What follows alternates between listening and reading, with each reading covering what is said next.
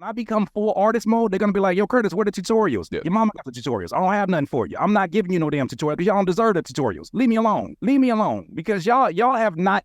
That's another conversation, but I'm going to just say this. Curtis King was on the MEC podcast, or the old MEC podcast. I think it's called No Pain, No Gain now, or The Doers, or I'm not sure what that podcast is called. I don't think that they're sure what that podcast is called. Curtis King pulled his music off of Spotify because of these 1,000 stream limits on royalties. Full disclosure, I am on Spotify. I have a very small Spotify following. A lot of my songs are gonna lose monetization. Would I love to have every single song monetized? Yes, but I mean, that's just not the way that it works. And Curtis King said over and over and over, something that's very true. When you're in Spotify's house, you have to play by Spotify's rules. Curtis opted to run away from home. And how are you going to run away with a Minecraft board and a geek board? Come on, get back in here. Curtis got jumped on. I don't know how else to say this, but he literally got jumped on. He could say very, very little things that weren't immediately argued by Aaron Payne, mostly Dame. I think the house is not, because Spotify streaming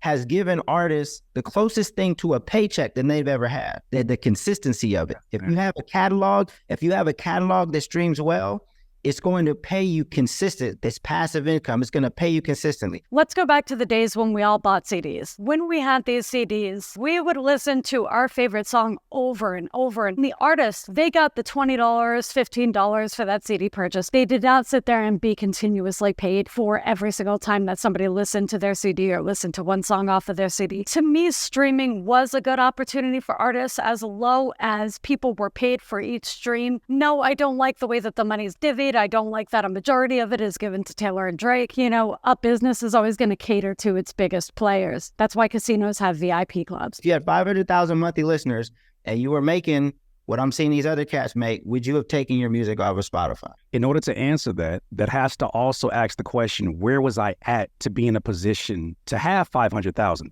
This is an important detail. If I had 500,000 because I leaned all the way on streaming and I had the same epiphany I just had, I don't care about that. You're talking to somebody who left YouTube having 200,000 subscribers. Certain parts of this podcast ended up getting really, really spicy. Like when they were talking about playing the content game. But you played the game too. What you talking about? I mean, I played the game. You played the game too on these platforms. I didn't play the game I didn't play the game with the art that I came in and that I love. I did not play the game with that. I played it with something that was not, hold on, hear me out.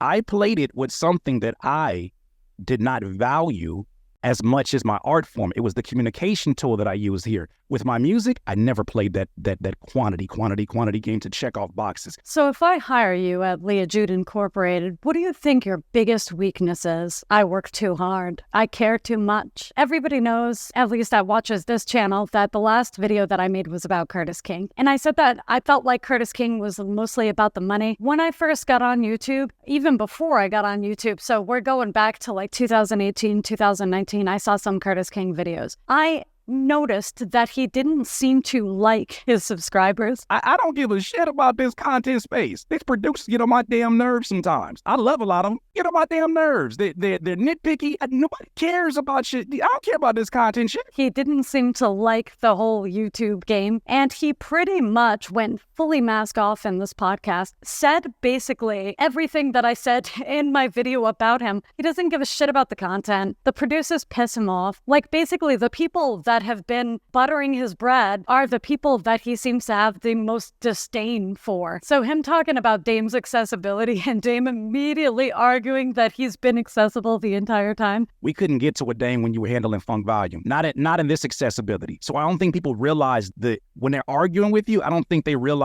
and I'm not gonna put words in your mouth, but the privilege that they have to have a conversation with somebody who did it. I love talking to doers.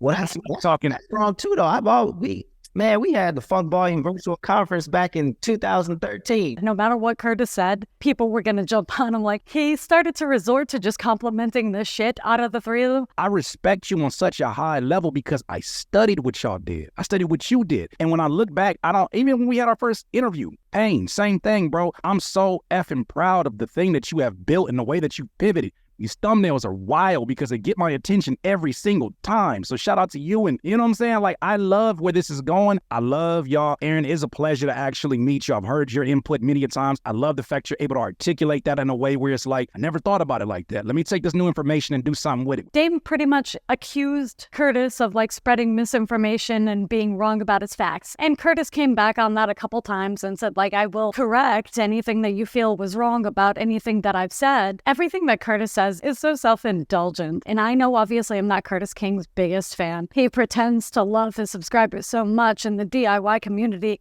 And in the next breath, he says basically he can't stand them. BusyWorks Beats doesn't even say things like that. He loves his 1 million bots. All in all, I feel like I can see both sides. I understand what Dame's saying. I understand what Curtis is saying. I kind of fall in the middle. Would I love to be having that monetization happening? Yes. And even Dame said, like, he would love to see everybody be monetized. That's just not going to happen right now because the platform changed the rules. And he's more in a place where he's just going to accept that. Curtis King is really going all out. I'm not moved by the numbers. I think I've proved this many times of I'll leave.